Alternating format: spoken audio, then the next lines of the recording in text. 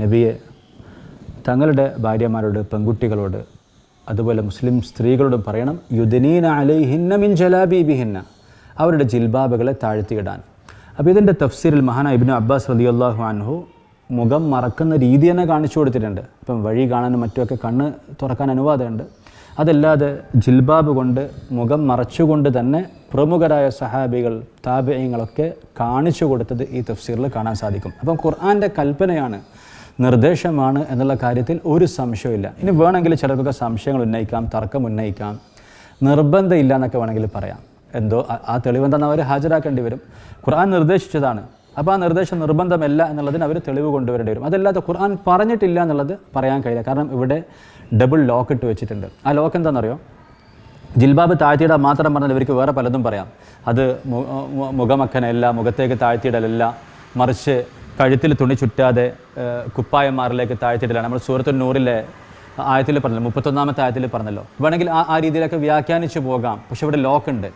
കാരണം ജിൽബാബ് താഴ്ത്തിയിടാൻ പറഞ്ഞു, അത് അവരെ തിരിച്ചറിയപ്പെടാൻ സഹായിക്കും. ദാലിക അദ്ന അൻ യുറഫ്ന, അങ്ങനെ അവർ ഉപദ്രവിക്കപ്പെടാതിരിക്കാനാണ്. അപ്പോൾ 3 ഡോട്ടുകളുണ്ട്, അതിനെ കണക്ട് ചെയ്തേ പറ്റൂ. ഒന്ന് ജിൽബാബിനെ താഴ്ത്തിയിടണം. അപ്പോൾ അത് എന്താണ്, എവിടുന്ന് എങ്ങോട്ടാണെന്ന് അവർ പറയണം.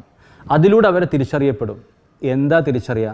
ഒരു വ്യക്തി ആരാന്ന് തിരിച്ചറിയാനാണെങ്കിൽ ഒന്നും എങ്ങോട്ടും താഴ്ത്തിയിടേണ്ട ആവശ്യമില്ല, മറിച്ച് ഉയർത്തിയിടാണ് ചെയ്യേണ്ടത്. മുഖത്തേക്കൊന്നും താഴ്ത്തിയിടാതിരുന്നാൽ മതി. ആരാണെന്ന് തിരിച്ചറിയലാണെങ്കിൽ, അതല്ലല്ലോ ഇവിടുത്തെ ഉദ്ദേശം. അതുവഴി അവരെ ഉപദ്രവിക്കപ്പെടാതിരിക്കും. അപ്പോൾ ഈ 3 ഡോട്ടുകളെ നമ്മൾ കണക്ട് ചെയ്യാം. ജിൽബാബ് എന്ന് പറഞ്ഞാൽ മുഖമക്കന, അതിനെ മുഖത്തേക്ക് താഴ്ത്തിയിടണം. അതിലൂടെ പതിവൃതകളാണ് അല്ലെങ്കിൽ സ്വതന്ത്ര സ്ത്രീകളാണ് എന്ന് തിരിച്ചറിയപ്പെടും. പതിവൃതകളാണെന്നുള്ളൊരു വിവരണം, സ്വതന്ത്ര സ്ത്രീ 2ാമത്തെ വിവരണം. എന്നാൽ അത് തിരിച്ചറിയപ്പെടും. അതുവഴി അവർ ഉപദ്രവിക്കാതിരിക്കും. പതിവൃതകളാണ്, അവരുടെ അടുത്തേക്ക് പോകേണ്ടെന്നർത്ഥം. ഇനി സ്വതന്ത്ര സ്ത്രീകളാണെങ്കിൽ അവരെ അടുത്തേക്ക് പോലും ചോദിക്കാനും പറയാനും ആളുണ്ടെന്നർത്ഥം. അടിമ സ്ത്രീകളെ പോലും നിങ്ങൾ ഉപദ്രവിക്കരുതെന്ന് ഖുർആനിൽ വേറുണ്ട് കേട്ടോ.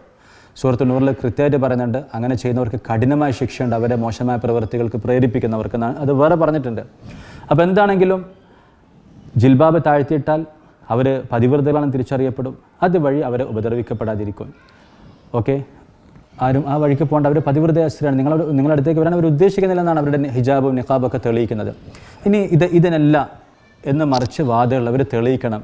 ഇതെങ്ങനെ ഈ 3 കാര്യങ്ങൾ കണക്ട് ചെയ്യും, എന്താ എങ്ങോട്ട് താഴ്ത്തിയിട്ടാൽ എന്താണെന്നറിയാൻ പറ്റും, അതിലൂടെ എങ്ങനെ അവരെ ഉപദ്രവിക്കപ്പെടാതിരിക്കും എന്നുള്ളത് അവർ വിശദീകരിക്കണം. മുമ്പ് ക്ലബ് ഹൗസ് എന്ന് പറയുന്നൊരു സോഷ്യൽ മീഡിയ പ്ലാറ്റ്ഫോം ഉണ്ടായിരുന്നു. അപ്പോൾ അവിടെ ഒരു സഹോദരി വന്ന് ഇങ്ങനെ വാദിക്കുകയാണ്, ഹിജാബ് ഇടാൻ ഖുർആനിൽ പറഞ്ഞിട്ടില്ല, നിഖാബ് ഖുർആനിൽ പറഞ്ഞിട്ടില്ല. ഞാൻ പറഞ്ഞു, ഒരു ആയത്തെ ഞാൻ ഓതിത്തരാം, അതിൽ 3 വിഷയങ്ങളുണ്ട്, നിങ്ങളൊന്ന് കണക്ട് ചെയ്ത് തരണം. ജിൽബാബ് താഴ്ത്തിയിടാൻ പറഞ്ഞു, അതിലൂടെ തിരിച്ചറിയപ്പെടും എന്ന് പറഞ്ഞു, അങ്ങനെ ഉപദ്രവിക്കപ്പെടാതിരിക്കും എന്ന് പറഞ്ഞു. എങ്ങോട്ട് താഴ്ത്തിയിട്ടാൽ എന്താണ് തിരിച്ചറിയുക, അതെങ്ങനെയാണ് അവർ ഉപദ്രവിക്കപ്പെടാതിരിക്കുന്നതിന് കാരണമാകുക എന്നുള്ളത് നിങ്ങളൊന്ന് പറഞ്ഞു തരണം എന്ന് പറഞ്ഞു. അപ്പോൾ ആ സഹോദരി പറഞ്ഞു, അത് ഇറങ്ങിയിട്ടില്ല എന്ന് പറഞ്ഞു. ഞാൻ ചെന്തിറങ്ങിയിട്ടില്ല എന്ന്. അല്ല, അത് ഇറങ്ങിയിട്ടില്ല. ഞാൻ പറഞ്ഞു, ആയത്ത് ഇറങ്ങിയിട്ടുണ്ട്, എത്രയോ 1500 കൊല്ലമായി ഇറങ്ങിയിട്ടുണ്ട്. അപ്പോൾ അവരുദ്ദേശിക്കുന്ന ഏതോ ഒരു നിരീശ്വരവാദിൻ്റെ തഫ്സീറുണ്ട്, ഏതോ ഇസ്ലാമിൻ്റെ ശത്രുവായിട്ടുള്ള മുസ്ലിം പേരുള്ളൊരു മുസ്തഫ സാമി, അയാളുടെ ഏതോ ഖുർആൻ വ്യാഖ്യാനം എടുത്തറേ, അതിൻ്റെ വോളിൽ ഇറങ്ങിയിട്ടില്ലെന്നായി പറയുന്നത്.